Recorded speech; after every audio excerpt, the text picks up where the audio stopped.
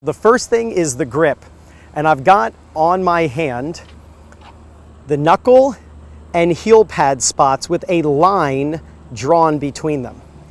This is what you need to know in order to use the proper grip, and I'll explain why we want to use a continental grip on the backhand as the two-hander. But the first thing we got to do is we got to work on changing the grip. So right now you're keeping your forehand grip. We want to learn to change the grip. So let's talk about the bevels. First off, the bottom of the racket should be on its edge, not flat. It's got to be on its edge when talking about bevels.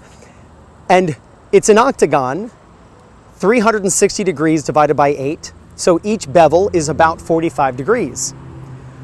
Since you're right-handed, we count clockwise. Bevel number 1 is always on top. That's only if the racket's on edge though. But bevel number 1 is on top. It doesn't matter which edge is on top. Just pick an edge, put the racket like this, and you're good. Bevel number 1 is on top. We're going clockwise. Bevel number 2 is the 45-degree angle bevel. That's the bevel we need now for your two-handed backhand. Bevel number 3, that's an Eastern forehand, semi-Western, full Westerns on the bottom. Those are forehand grips. But the top bevel, bevel number 1, that's for a one-handed backhand. Bevel number 2, that is for a two-handed backhand. That's actually the way I teach it.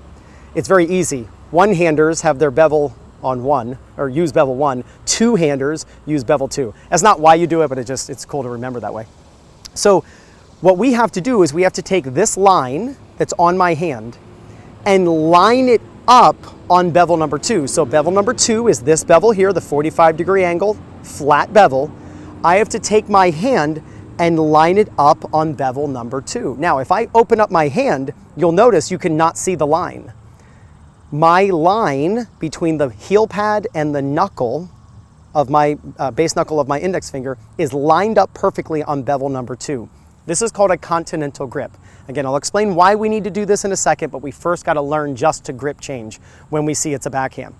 So as soon as the ball is hit to us, we've got our forehand grip typically, which is what you've got. The moment the ball comes to us, we have to change our grip. We want to learn to change the grip not by just turning the right hand, but actually moving the knuckle over to the bevel and the bevel over to the knuckle. So it's kind of like this. You're just taking your palms and turning them away. So watch this again. I'm like this. So we're going to teach you how to change grips. My left palm is facing that way. My right palm is facing that way. So I'm like this. I've got to do this. Now, only my bottom hand is actually changing the way it's on the racket. The top hand will be moving the racket. Watch the pros. When they change their grip, especially the two-handers, when they change their, and the one-handers, when they change their grip, they aren't just moving the knuckle and changing the bottom hand. They turn the racket. It means kind of like when you clap. You don't just clap like this or you clap like this. You have the hands meet in the middle. Instead of having the knuckle do all the work, which is a little awkward because you got to get the knuckle to change 45 degrees from at least from an Eastern to a continental grip. That's a 45-degree change in your hand. It can be a little awkward with your right arm making that whole change. So what you can do is move the bevel over to the knuckle and they meet in the middle. So I'm just making that move, kind of like I'm grinding pepper. It's the exact same thing. I'm just going to make this move. I'm turning the racket as I'm turning my right hand, and they meet in the middle and I get my grip change to a continental grip. Now, you're going to have to practice that like all day, every day. So from now for the next maybe 2 weeks, anytime you're watching TV or you're anywhere at home just doing nothing, you need to just grip change over and over and over again. You've got to learn to change the grip. Maybe even watch TV, tennis on TV. And anytime the person at the bottom of the screen is hitting a forehand, keep your forehand grip. And anytime the person at the bottom of the screen is, that's who you are going to be, the person at the bottom of the screen. Anytime they hit a backhand, change your grip to a backhand. Notice I'm turning the racket, not just turning my hand, but I'm turning the racket at the same time I'm turning my hand. That's a really great, quick way to change the grip. The next thing, you were keeping your forehand grip and you are taking your racket down low and then actually lifting it up to hit. So you don't want to go down low if you can help it on the way back. Ideally, the best thing to do is to keep it up where the racket head is around the same height as your head. So it'll actually rise up slightly on the way back. A good way to think of it is take your racket back 180 degrees, your body sideways 90 degrees. I'm 90 degrees from my target, but my racket's moved back. Obviously this is 360. My racket's gone back 180 degrees. Just turn around and face your racket. You should be in a ready position. Your racket should be in the same position, really, it was here. It'll be a little higher usually, so you can get more gravity-assisted acceleration, but we do want the racket tip to be pointing up when we take the racket back. Now, when you took your racket back, you went down and then lifted the racket to hit. So you actually fought gravity coming up and then smacking into the back of the ball. Really gonna reduce your consistency because you're not able to hit topspin. Now that we've got the grip change and the racket is staying up on the way back, and you just wanna shadow swing these things at home. You just wanna practice taking your racket back 180 degrees with your body turning 90 and the racket staying up on the way back. One of the ways to do that especially is to make sure that your back elbow is up. What I teach in the ready position is not elbows in, but elbows out. You should be waiting with your elbows out so that when you change the grip and you turn, you've already got this back elbow up. That way when you drop, it's gonna be easier to do the next idea, and that is to close your racket face. At the moment, you've got your forehand grip and you're going straight down and your racket is straight up and down. I could take this pen and balance it on the edge. You don't want that. You don't want to be able to balance a coin or a pen on the edge. You need your strings to be closed. That's why, so closed means like this. That's why we need to change the grip. Changing the grip gets our racket closed in the back once we've dropped the racket. So we grip change, keep the racket head up 180 degrees back. Then when we drop our racket, we close the racket around 45 degrees. It'll be a little easier to see this when we show you from the back view, but we close the racket about 45 degrees. What this allows is for you to swing up and have your racket square at contact. At the moment, because you've got your forehand grip and your racket is straight up and down, you don't like swinging up. As I mentioned in the side-by-side comparison between your backhand and my backhand, if you were to swing up, you'd hit the ball over the fence. Because when you swing up, your racket's straight up and down, and then your racket's open at contact. The racket is always more open at contact than it is in the back. So if your racket's straight up and down, it'll be open at contact. If it's closed because you changed your grip and you could get your strings to point down, now your racket will be straight up and down at contact. See how this works? If it's straight up and down in the back, it'll be open at contact.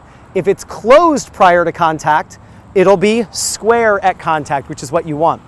When we strike the ball, we're trying to go low to high, getting the ball to spin. It's a great invention, Topspin Pro. You can see the ball spin. When you hit the tennis ball, you want to make the ball spin. This is what you're trying to do, horizontal axis, and you're just trying to spin up the back of the ball. So we're trying to go from low to high, spinning the ball. The ball will go up slightly off the racket. It will spin and rotate over itself. That puts high pressure on the top of the ball and it pulls the ball down into the court. So you're super, super consistent. Tennis is a lifting game. We want to learn to swing low to high as we hit this ball, and the Topspin Pro definitely helps with that. So we've got our ready position, the new ready position with our elbows out. You're turning and taking the racket back, keeping your elbows out, but changing the grip. As we've talked about, taking these two spots, the knuckle and the heel pad, and changing it from your forehand grip to bevel number 2. Elbows out, the racket's up, I could turn around and I'm in a ready position.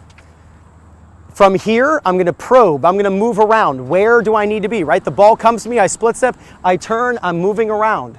Now I'm where I wanna be, I'm ready to drop, close the racket face, and I turn the body, back foot comes up on the toe, turn the hips, and I'm going from low to high, rolling up the back of the ball.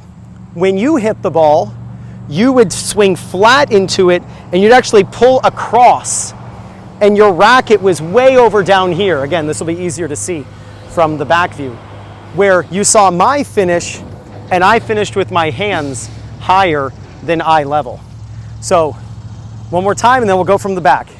We split step, elbows are out, I turn and I change my grip. The grip change happens between here and here. From in front to behind. I already changed my grip, but you couldn't see it. I'm doing this, but it's hidden in the turn. I move around with my racket 180 degrees back. I dropped. Usually I drop when I step and my body goes down at the same time. I'm then going to come up and roll up the back of the ball, and then I'm going to finish high. You almost feel like a golfer because you're really swinging low to high. Topspin is a vertical spin, so we want to have a vertical swing path in order to create that vertical spin. All right, let's check it out from the back. It'll be a little easier to see the closed racket face and the finish from that perspective. All right, so we've got the ready position. Notice my elbows are out. Most players, I see their video from the back and you can't see their elbows because the elbows are jammed in. You want your elbows out. Teaching pros, and I love it, they're right about it. They always talk about getting this back elbow up on both sides, this chicken wing on both sides. Well, guess what? The elbow should be up in the ready position to allow that to happen. So whether you're hitting a forehand or a backhand, you want your elbows out. So that way, whether it's a forehand or a backhand, you're set. I mean, it's called a ready position, not a starting position or a waiting position. It's called a ready position for a reason. So we want to have our elbows ready so that when we turn, it's correct. Now, remember, from the beginning of the backswing to the end of the backswing, all the way back here, the racket stays up and we have to grip change. So we're going from our forehand grip, right? The ball comes to us, we split step, we change the grip. I've already changed the grip by the time my racket's here. The grip changes happen in a second. I mean, not even a second, like a split second. I mean, grip changes are so fast, right? Grip change, grip change. I mean, it takes no time to change a grip. Split step, change the grip, and my racket is all the way back. If I were to face the camera, I'm in a ready position, right? That's how far back I want to go. In my ready position, grip change, racket's all the way back elbows up. From here, the racket drops. Now, it's going to drop when you're ready to swing. So you might be able to hang out up here a little bit. The ball comes to you, you split step, you turn, you move around, and the racket stays up here. That way, when it drops, it can just accelerate and then go to the ball. So we drop the racket down, and when we drop the racket down, we need to close the racket face. You can see my strings pointing down. Let me move this forward a little bit. You can see my strings pointing down slightly, about 45 degrees, between 30 and 45 degrees is great. When you close the racket face, as a club and recreational player, it makes it then very easy to get your racket square against the back of the ball. You are used to not changing your grip and your racket straight up and down. So if you were to swing up, trying to hit topspin, thinking, oh, low to high, swing low to high, the ball would go way out because the racket face would be open. So this is not what you want in the back. You want this, and I'm doing that with the grip change. So you're going to change the grip, put the racket all the way in the back. Now you'll notice when I drop my racket, my palm, my left palm is turning toward the ground. So I'm going to take my racket with a grip change all the way back behind me, and I'm going to use my left palm. The feeling of this is use your left palm to close your racket face. And you'll close the racket face again about 45 degrees. Then you're going to want to learn to swing low to high. Again, putting topspin on the ball, getting that ball to rotate, swinging low to high. Topspin is a vertical spin, so we have to have a vertical swing to be able to create topspin. Now remember, you used to swing by hitting flat and come across, and your elbow is jammed. Anytime you see somebody with a jammed elbow in their finish, it isn't their elbow that's the problem. Something happened prior that forced them to swing flat into the ball and then continue to swing flat, and that's why their elbow's all jammed. By changing the grip, having the racket up, but then closing the racket face at the bottom of the swing, now you learn to swing up. And now you can have this space. You look at Djokovic when he's done hitting a backhand, there's all this space under his right elbow. Now you can actually swing low to high as you hit the ball. So it should look like this: feet moving, split step, grip change all the way back, drop and close the racket, spin up the back of the ball, finish with your hands higher than eye level, and the right elbow is up. Moving, split, all the way back. My left elbow is up. If your elbow drops, that's when the racket goes open and the swing becomes too big. You want that racket straight up and down, and you do that by keeping your left elbow up, and you do that by having the elbows out in the ready position. Grip change, all the way back, drop and close, spin up the back of the ball, finish with your hands higher than eye level, and then back to the ready position. Advit, thank you so much. I'm trying to explain it over and over and over again. It's going to take hearing it over and over and over again to get it. So obviously you can't watch this video just once. You're going to have to take each idea. First, the grip change. Next, straight back. Next, closing the racket face. Next, swinging low to high. Last, having your hands higher than eye level with that right elbow up. Take each idea, those 5 ideas, and you have to just work on them for 2 weeks or 3 weeks. You don't even have to hit balls. You can just shadow swing with a racket, slowly practicing, right? How to take your racket with a grip change all the way back behind you. How to drop the racket and close the racket. Racket's all the way back, close the racket about 45 degrees. Then present it to the contact point. Then swing low to high and finish with your hands higher than eye level. Take your time. The slower you go with this, the faster you're going to learn it.